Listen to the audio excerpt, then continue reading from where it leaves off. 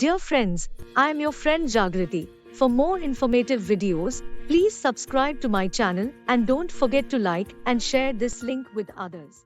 नमस्कार बंधुगण आजिर भिडियो रे आसंतु जानिबा मंकीपॉक्स विषय रे जहाँकि एमपॉक्स नाम रे परिचित एही भूताणु संक्रमण विषय रे आमे समस्ते सचेतन हेबा उचित। विशेष करी एहा संस्पर्श माध्यम रे सहजरे व्यापी पारे। एमपॉक्स मुख्यतः चर्म को प्रभावित करि थाए, जहाँ फल फाटिबा एवं दाग होई थाए। किंतु चिंता करंतु नहीं, जदि आमे बुझी परिबा जे एहा किपरि व्यापी थाए एवं निजको किपरि सुरक्षित रखिबु, तेबे आमे संक्रमणर विपद को ह्रास करि परिबा। आसंतु एमपॉक्स लक्षण को चिन्हट करी आरंभ करिबा। ज्वर प्रारंभ रे सामान्य ज्वर अनुभव करि पारंती। शरीर रे जंत्रणा, मांसपेशी, गंठी और शरीर रे प्रबल जंत्रणा हेबा साधारण कथा। चर्म फाटिबा, मुह, हाथ और पादरे प्रथमे छोट छोट फाट देखा जाए।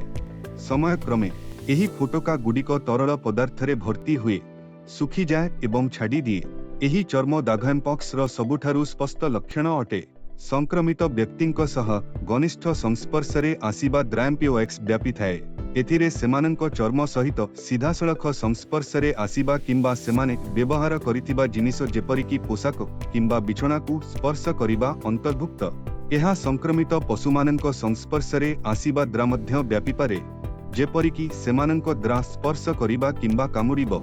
सांप्रतिक तथ्य अनुଯାयी 120टी देश रे 99,176 रु अधिक एमपॉक्स केस चिन्हट होइतिबा बेले प्राय 208 जनक मृत्यु घटिछि। सतर्क और सचेतन रहिबा केते जरूरी ताहा एही संख्या आमको मने पकाउछि।